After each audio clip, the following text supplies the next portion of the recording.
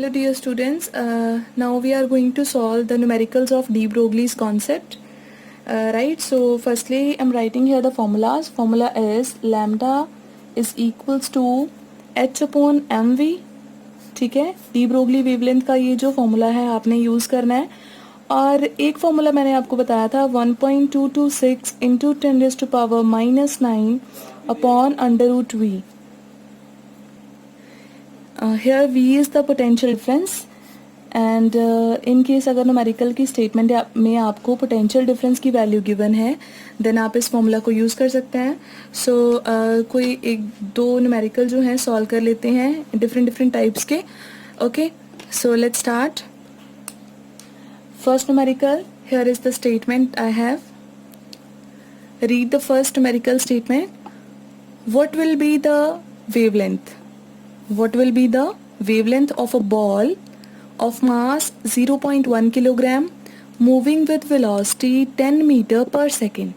ठीक है, तो न्यूमेरिकल सॉल्व करने का बेस्ट वे क्या है? कभी भी स्टेटमेंट को एक साथ नहीं रीड करना है, स्टेप बाय स्टेप रीड करो और जितनी भी इंफॉर्मेशन वहाँ से आपको मिल रही है उसको कलेक्ट करके आप एक जगह पे लिख सकते हो कि हाँ जी ये चीज़ें हमें गिवन है. ठीक है, तो हम again reading.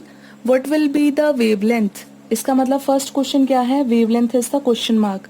We have to find the wavelength. What will be the wavelength of a ball of mass 0.1 kilogram? Mass is 0.1 kilogram and velocity is 10 meter per second. Velocity is 10 meter per second. Now simply यहाँ पे दिख रहा है आपको formula. हम क्या apply कर देंगे? Lambda is equals to h upon m v. H is the Planck's constant, value already fix है 6.626 इंटू 10⁻⁻34 डिवाइडेड बाय मास कितना है बॉल का? 0.1 किलोग्राम. अच्छा, मास की स्टैंडर्ड यूनिट्स आपकी किलोग्राम है तो आपने किलोग्राम में ही यूज़ करना है. इंटू वेलोसिटी कितनी है आपकी? 10 मीटर पर सेकेंड. तो सॉल्व करके लैम्डा सिंपली आपका कितना आ जाएगा? 6.626 और ये आ जाएगा आपका, ये कैंसिल हो जाएगा, इंटू 10⁻⁻34 मीटर्स. ठीक है, so this will be the wavelength. Okay, clear हो गया यहाँ तक कि कैसे आपने फर्स्ट सिचुएशन में सिंपल सारी चीज़ें गिवन थी and you have to find just the wavelength. Right, now let's solve the next numerical. Calculate de Broglie wavelength of an electron. एक इलेक्ट्रॉन है आपके पास, उसकी डी ब्रोगली वेवलेंथ आपने कैलकुलेट करनी है. Okay, so that means in second numerical we have again to find out the wavelength. Right, so wavelength किसकी पता करनी है? इलेक्ट्रॉन की. Accelerated from rest. इलेक्ट्रॉन पहले रेस्ट पे था एंड हमने बाद में क्या किया? पोटेंशियल डिफरेंस अप्लाई करा. कितना? 1000 वोल्ट. पोटेंशियल डिफरेंस कितना गिवन है आपको? 1000 वोल्ट. ठीक है, तो अगर पोटेंशियल डिफरेंस इतना है और इलेक्ट्रॉन की बात कर रहे हैं देन आपको क्या फाइंड करना है? लैम्डा. तो आप कैसे फाइंड करेंगे? फॉर्मूला कौन सा लगाएंगे? नेक्स्ट वाला 1.226 into 10⁻⁻9 divided by under root क्या कर दोगे? 1000 एंड देन इसको सॉल्व करके आपका जो आंसर है वो कितना आ जाएगा? 3.87 इंटू 10⁻⁻11. ठीक है, तो ये मीटर्स में आपका जो वेवलेंथ है इसका सोल्यूशन आ जाएगा. सो कभी ये फॉर्मूला गिवन होगा, कभी ये, तो इस टाइप के आपको जो है न्यूमेरिकल्स आ सकते हैं. नाउ अगेन एक स्टेटमेंट मैं आपको बता रही हूँ. सपोज यहाँ पे मैंने आपको स्टेटमेंट दिया, मैं खुद से ही कोई भी स्टेटमेंट लेट कर रही हूँ. एक आपको आइडिया बताना था कि कैसे एक और डिफरेंट काइंड का जो न्यूमेरिकल है वो बन सकता है. तो मैं एक स्टेटमेंट ले रही हूँ. आपको सपोज इलेक्ट्रॉन की काइनेटिक एनर्जी गिवन है. काइनेटिक एनर्जी ऑफ इलेक्ट्रॉन कितनी गिवन है? सपोज 100 किलो जूल सपोज, है ना. Kinetic energy is given and what you have to find out is you have to find out wavelength. आपने lambda find करना है. Suppose आपको बोल दे calculate the de Broglie wavelength of an electron moving with energy और having energy 100 kilo joule पर मोल.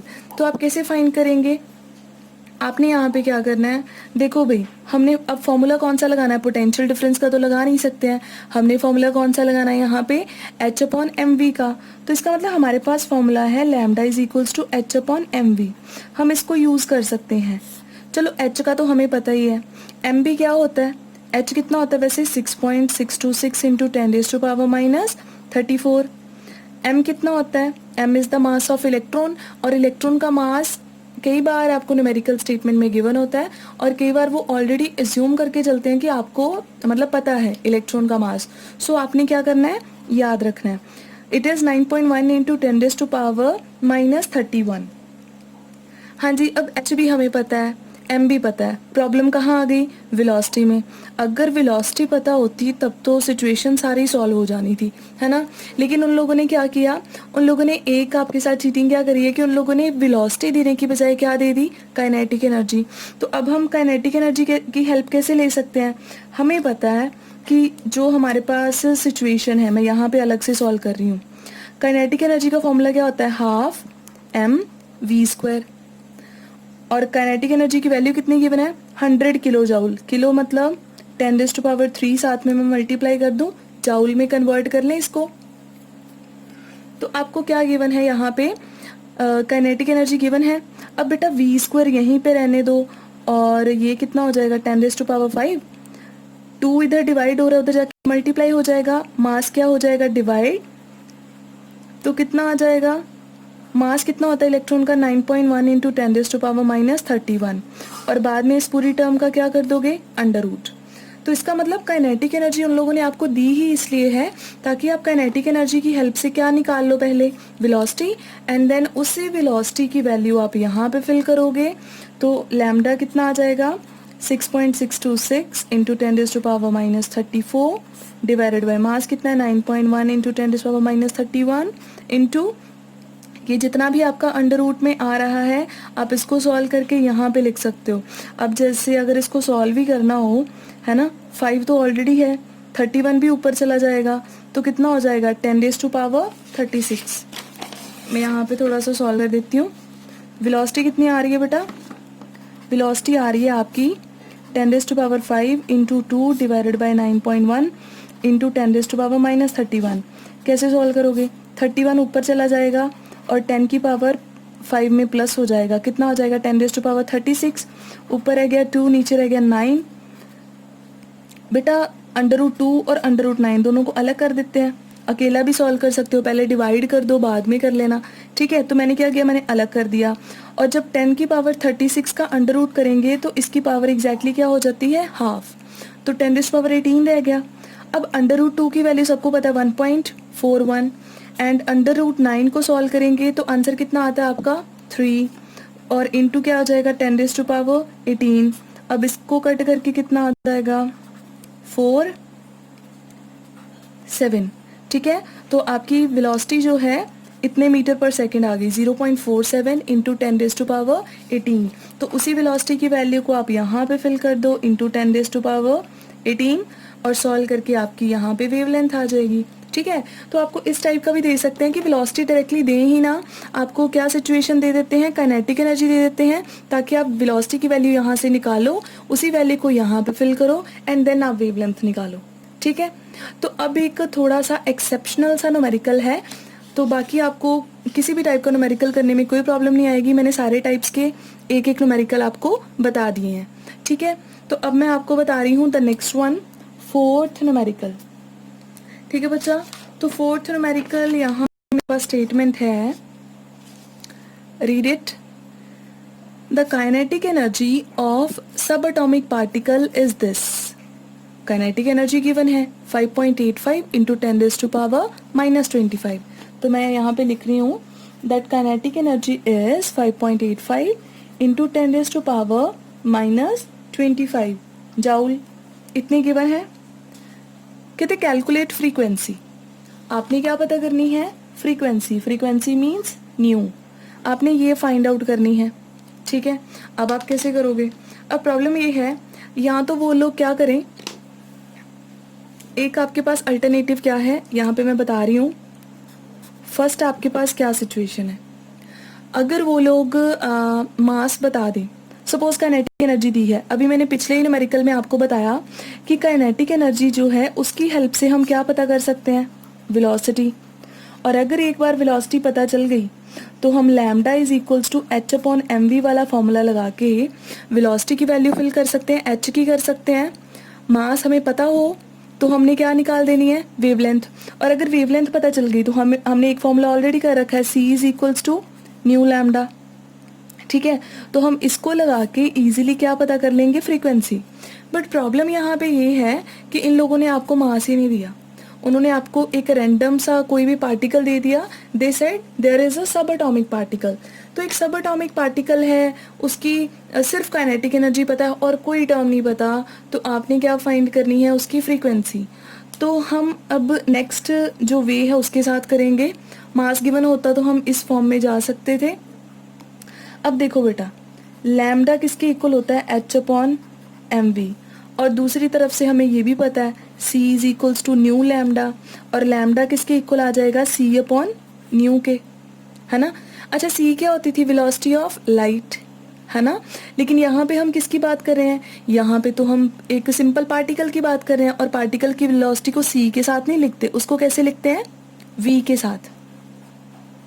तो मैंने c की जगह v लिख दिया, तो लैम्डा किसके इक्वल आ जाएगा, v अपॉन न्यू। मैं यहाँ पे लिख दूँ v upon nu h upon m v. अच्छा, अब हमने फाइंड क्या करना है, यहाँ पे क्रॉस मल्टीप्लाई कर दे, v के साथ एम वी चला जाएगा और उधर h के साथ न्यू चला जाएगा। तो ये बन गया आपका एम वी स्क्वायर, ये बन गया आपका h न्यू। हमने पता क्या करनी है, फ्रीक्वेंसी ही तो पता करनी है, तो न्यू को एक साइड पे रख लेते हैं, उसकी वैल्यू क्या आ जाएगी, m v square upon h. ये बहुत थोड़ा ना डिफरेंट टाइप का न्यूमेरिकल हो गया, वैसे कम चांसेस होते हैं ऐसे न्यूमेरिकल्स के, बट स्टिल ठीक है, आप कर सकते हो। तो इसका मतलब फ्रीक्वेंसी अगर आपने निकालनी है तो आप क्या करोगे, m v square upon h पता होना चाहिए। अब आपको पता है कि अगर मैं इस इक्वेशन को हाफ के साथ मल्टीप्लाई कर देती हूँ, है ना, और जो सॉरी 2 के साथ मैंने डिवाइड कर दिया और 2 के साथ मैंने मल्टीप्लाई कर दिया, कोई दिक्कत वाली बात तो है नहीं। अब ये पूरा क्या बन गया, this is your kinetic energy, है ना। ये पूरा क्या बन गया, काइनेटिक एनर्जी।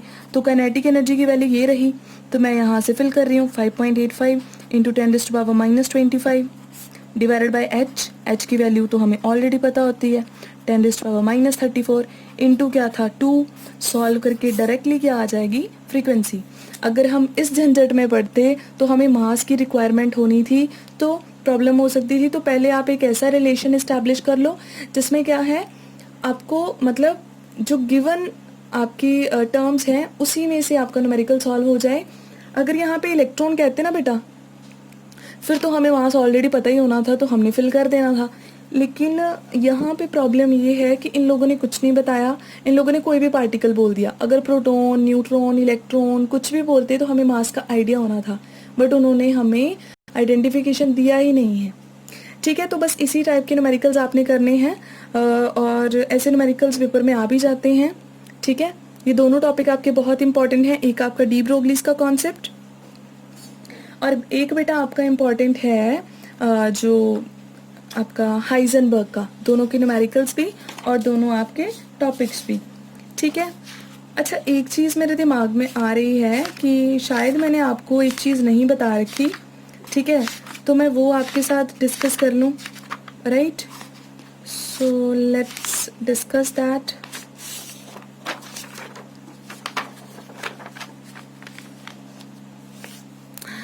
हाँ जी, अभी देखिए कि ना एक मैं बहुत इम्पोर्टेंस जो है डी ब्रोगली का बताने जा रही हूँ आपको। ठीक है, बाकी तो मैंने सारा बता दिया था, सिग्निफिकेंस एंड ऑल। ठीक है, इम्पोर्टेंस ये है कि बोहर ने एक पोस्टुलेट दिया था। क्या दिया था, m v r is equals to n h upon 2 pi. ये एक पोस्टुलेट बताया था बोहर ने। बोहर ने बताया था that angular momentum of an electron is always quantized. उसकी वैल्यू हमेशा इतनी होगी, this is your angular momentum.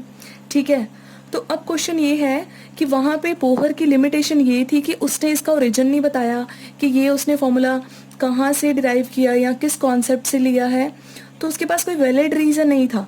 तो अब जो डी ब्रोगली है वो इस सिचुएशन को अच्छे से एक्सप्लेन कर सकता है। अब अकॉर्डिंग टू डी ब्रोगली क्या है, डी ब्रोगली कहता है कि देखो भाई ये रहा आपका न्यूक्लियस, न्यूक्लियस के अराउंड इलेक्ट्रॉन घूम रहा है। अब बोहर कहता था वो सर्कल में घूम रहा है, और आपका जो डी ब्रोगली है वो कहता है कि जब इलेक्ट्रॉन घूमेगा तो वो वेव की फॉर्म में ट्रेवल करेगा, क्रस्ट ट्रफ ऐसे करके, ठीक है। और वेव आपकी बिल्कुल इन फेज आएगी ताकि फर्दर आगे ये कंटिन्यू हो सके, ठीक है, समझ गए। अब मेरे को ये बता सकते हो वेवलेंथ क्या होती थी? वेवलेंथ होती थी आपके पास, ये भी क्रस्ट हो गया, ये नेक्स्ट वाला क्रस्ट हो गया, दो क्रस्ट के बीच का डिस्टेंस क्या होता है? लैम्डा। अब हमें क्या पता कि यहाँ पे सर्कल में कितनी वेव्स आ रही हैं? 1 lambda, 2 lambda, 3 lambda, 4 lambda, 5 lambda, 6 lambda, 7 lambda. तो इसी तरह से कितने भी लैम्डा हो सकते हैं, तो हम उसको कितना लेट कर लेंगे? n लैम्डा लेट कर लें कि एक सर्कल में कितनी वेवलेंथ आ रही हैं? n lambda. तो बेटा एक चीज मेरे को बताओ, सर्कमफ्रेंस ऑफ सर्कल क्या होता है? सर्कमफ्रेंस ऑफ सर्कल, सर्कमफ्रेंस होता है कितना, मतलब जो आउटर इसका पेरिफेरी है किसी भी सर्कल का, आउटर एरिया कितना है, ठीक है, बाउंड्री क्या है। तो सर्कमफ्रेंस का फॉर्मूला क्या होता है हमारे पास? सर्कमफ्रेंस का इट इज 2πr, ठीक है, 2πr होता है। और अगर हम इलेक्ट्रॉन का वेव करेक्टर कंसिडर करके चलें तो कितनी वेवलेंथ आ रही है? n लैम्डा वेवलेंथ आ रही है, तो इसका मतलब आपका 2πr किसके इक्वल हो जाएगा? n लैम्डा, ठीक है। तो अब इसके बाद में डी ब्रोगली का कॉन्सेप्ट यूज करें। डी ब्रोगली के अकॉर्डिंग क्या है? Lambda is equals to h upon mv, हम यहाँ पे फिल कर देते हैं 2πr is equals to n into h upon mv। mv को इस साइड ले जाते हैं और 2π को यहाँ से हटा देते हैं, तो mv ऊपर चला गया और mv की जगह पे 2π आ गया, तो हमारे पास रिलेशन एस्टैब्लिश हो गया। सो बोहर जो जो आपका डी ब्रोगलीज कॉन्सेप्ट है, उसने बोहर का जो पोस्टुलेट था, जो आपका था क्वांटाइजेशन ऑफ एंगुलर मोमेंटम, उसको फुल्ली एक्सप्लेन करा है, ठीक है, उसकी एक्सप्लेनेशन दी है। तो बस यही तक था, आपका सारा टॉपिक डन है। Hope it is clear to you all. ठीक है जी, bye bye, thank you. Next topic के साथ मिलेंगे अब।